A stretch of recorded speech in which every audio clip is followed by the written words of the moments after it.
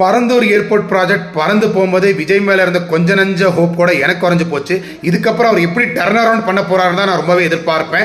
விவசாய நிலத்தில் ஏர்போர்ட் வர விட மாட்டேன்னு சொன்னவர் இண்டஸ்ட்ரி வர விடுறாருன்றதான் மிகப்பெரிய கேலி கூத்து.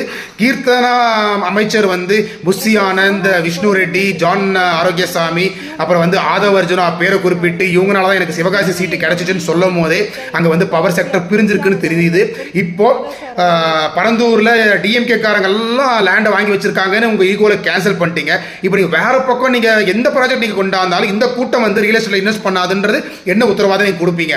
இந்தியா முழுக்க எந்த ஒரு ப்ராஜெக்ட் வந்தாலும் அங்க ஆள்ற ஆட்சியாளர்களுக்கு கிடைக்கிற ஃபர்ஸ்ட் ஹேண்ட் இன்ஃபர்மேஷனை வச்சு எல்லாருமே இன்வெஸ்ட் பண்ணதான் செய்வாங்க. அது அவங்க மைலேஜ் எடுக்க தான் செய்வாங்க. இது பொதுமக்கள் வேடிக்கை தான் பார்க்கணுமே தவிர நமக்கு ஒரு ப்ராஜெக்ட் வந்துச்சான் தான் சந்தோஷப்படும். இதை விட்டு போட்டு நம்ம எந்த கேள்வி கேட்டாலும் அதுக்கு விட கிடைக்க போறதில்லை.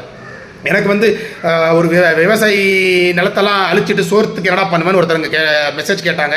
நான் கேட்குறேன், கார்கோ ஃப்ளைட்டில் தாய்லாண்ட்லேயும் வியட்நாம்லேயும் ரைஸை இம்போர்ட் பண்ணி நான் மேங்கோ ரைஸ் சாப்பிடுவேன். நான் தைரியமாக சொல்லுவேன்.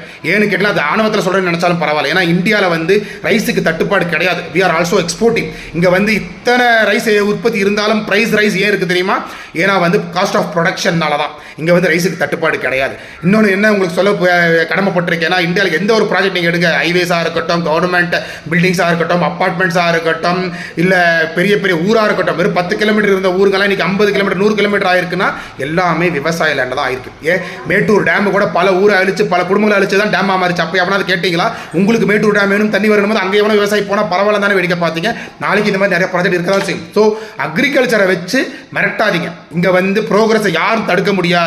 அதையும் தாண்டி முடியலன்னா துபாய் மாதிரி எல்லாம் இம்போர்ட் பண்ணி கூட சாப்பிடுவோம். ஆனால் காலத்தின் கட்டாயத்தை யாரும் மாற்ற முடியாது. இதுக்கப்புறம் இந்த பரந்தூர் ப்ராஜெக்டை பற்றி பேச நான் விரும்பவில்லை. நன்றி, வணக்கம்.